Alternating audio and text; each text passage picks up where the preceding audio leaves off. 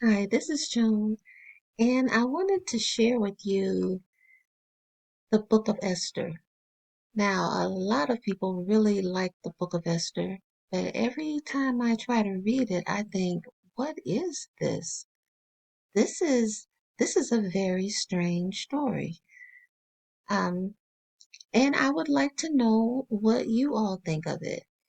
So, what I want you to do is just sit back and relax. I have some water here, so hopefully my voice will hold out. I'm not going to try to read the whole thing. I'm just going to take it, well, today I think, because this first chapter is pretty long. I'm just going to read the first chapter and say what I got out of it or what I think I got out of it and ask you to tell me what do you think. So, sit back and relax, and here is Esther 1 1, and this is the King James. I'm sorry, this is Esther 1, and this is the King James Version. It came to pass in the days of Ahasuerus, this is Ahasuerus, which reigned from India even unto Ethiopia, over 127 provinces, that in those days when the king Ahasuerus sat on the throne of his kingdom, which was in Shushan the palace, in the third year of his reign, he made a feast unto all his princes and his servants, the power of Persia and Media, the nobles and princes of the provinces being before him, when he showed his riches of his glorious kingdom, and the honor of his excellent majesty in many days, even 180 days. And when these days were expired, the king made a feast unto all the people that were present in Shushan the palace, both unto great and small, 7 days, in the court of the garden of the king's palace, where were white, green, and blue hangings, fastened with cords of fine linen, and purple to silver rings and pillars of marble. The beds were of gold and silver, upon a pavement of red and blue and white and black marble. And they gave them drink in vessels of gold, the vessels being diverse one from another, and royal wine in abundance, according to the state of the king. And the drinking was according to the law, none did compel, for so the king had appointed to all the officers of his house, that they should do according to every man's pleasure. And Vashti the queen made a feast for the women in the royal house which belonged to King Ahasuerus.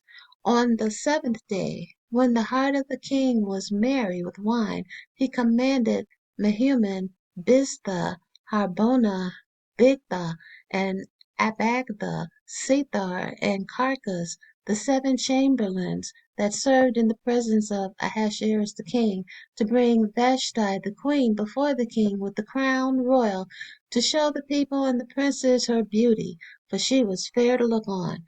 But the queen Vashti refused to come at the king's commandment by his chamberlains.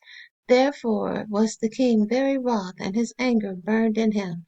Then the king said to the wise men, which knew the times, for so was the king's manner toward all that knew law and judgment, and the next unto him was Carshena, Shethar, Admatha, Tarshish, Meres, Marsena, and Memucan, the 7 princes of Persia and Media, which saw the king's face, and which sat the first in the kingdom. What shall we do unto the king Vashti according to law? Because she hath not performed the commandment of the king Ahasuerus by the chamberlains. And Memucan answered before the king and the princess, Vashti the queen hath not done wrong by the king only, but also to all the princes, and to all the people that are in all the provinces of the king Ahasuerus. For this deed of the queen shall come abroad upon unto all women, so that they shall despise their husbands in their eyes, when it shall be reported, the king Ahasuerus commanded Vashti the queen to be brought in before him, but she came not.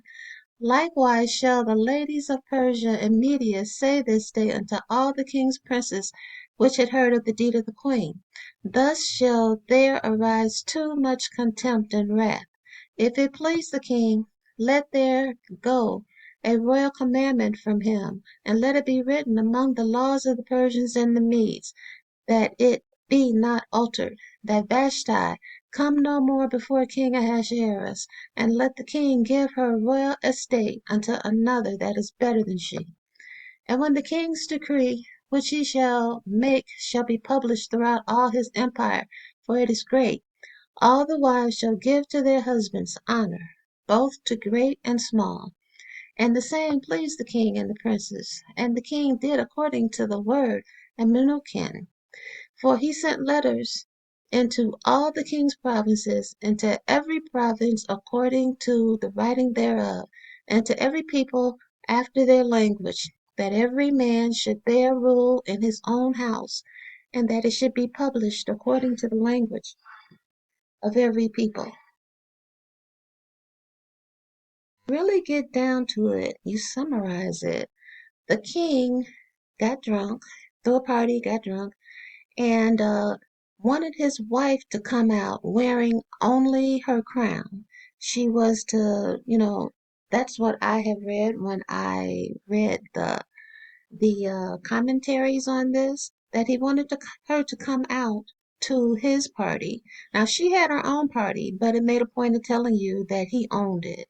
But how could she own it at that time? That seems like it might have been difficult or impossible.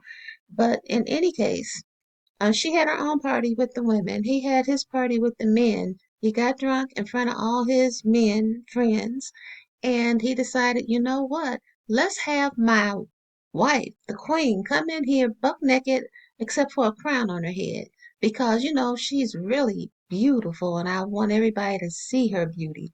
Now he didn't ask her, well, wife, do you want to come here and show off all your stuff, or what it really makes me.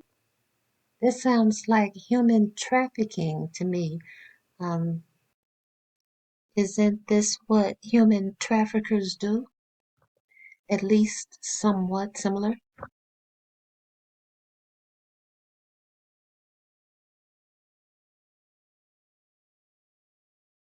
don't think so. No, I'm not going to come into a room full of a bunch of drunk men buck naked except for a crown. No, I'm not doing it. The reason why this is so strange to me is because when I first heard the story, I heard it, like I said, I was raised a Jehovah's Witness. I heard it at the hall, and they were saying how horrible Vashti was. Now, Vashti was the name of the queen who said, no, I don't think so. I want to stay queen because at least I get a nice wardrobe out of it, but um, other than that, I don't think it's safe for me to come. And plus, what kind of person are you that you want me to do this? Then again, you're drunk, but still, I should not be forced to, um, what is it, belittle myself just because you drink too much. But in any case, the people, his men friend, the king's male friends and stuff were there. And they said, wait a minute, if the queen decides, well, I'm not going to do what the king says, all the women are going to wake up and say, wait a minute, I don't have to do what you say. No, especially if you're telling me to do something that is, in my opinion, degrading. So they said, hey, king, you should send out a letter, everybody telling them that they have to do what we say as men. Now, I think this is relevant to today because people never really think about looking at the Bible and seeing how the behavior there at that time is very similar to the behavior at this time. So, king may have been a very strong king in a lot of areas, but in this particular area, he doesn't sound like the strongest kind of guy because, well, let's look at verse 13. Then the king said to the wise men which knew the times, for so was the king's manner toward all that knew law and judgment. And 15. What shall we do unto the queen Vashti according to law? Because she hath not performed the commandment of the king Ahasuerus by the chamberlains. Okay. And one of the king's friends answered before the king and the princes, And this is 16. Vashti the queen hath not done wrong to the king only, but also to all the princes and to all the people that are in the provinces of the king Ahasuerus. Um, Basically saying, hey, if everybody sees what she did, all our wives, they're gonna stop listening to us. So, um, let's see, 19. If it please the king, let there go a royal commandment from him, and let it be written among the laws of the Persians and the Medes, that it shall not be altered, that Vashti come no more before King Ahasuerus, and let the king give her royal estate unto another that is better than she. Okay, now it's a matter also of define better, but that's another story. Okay, and the king's decree shall be published throughout all his empire, for it is great. All the wives shall give to their husbands honor, both to great and small. And to my point, I told you from the beginning, Adam did not look at Eve as an equal. He looked at Eve as one of the animals, maybe one of the smartest animals, but he did not look at her as equal. So that's why the king and the men working with him could decide that, well, a woman should come out here buck naked with a crown on her head if we say she should, and not look at it the other way and say, well, what if she told you to come stand before all her people naked but with a crown? It seems to me that the only power a queen really had was like none. Uh, all she got out of it was a nice wardrobe, maybe.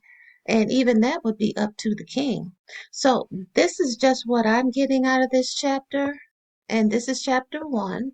So please let me know what you think, because I have always thought that this is a very strange story. Because my basis for everything is God is a God of love. He doesn't go around just, why would he make us a gender a slave? Basically, what is this woman here, Vashti, but a slave? Like I said, the only thing I can see that a queen got out of this was that she might have a nice wardrobe. She might be able to eat better, but other than that, she was at the mercy of her husband. And in this case, her husband does not seem to be the strongest person. So let me know what you think, and you guys have a great rest of your day.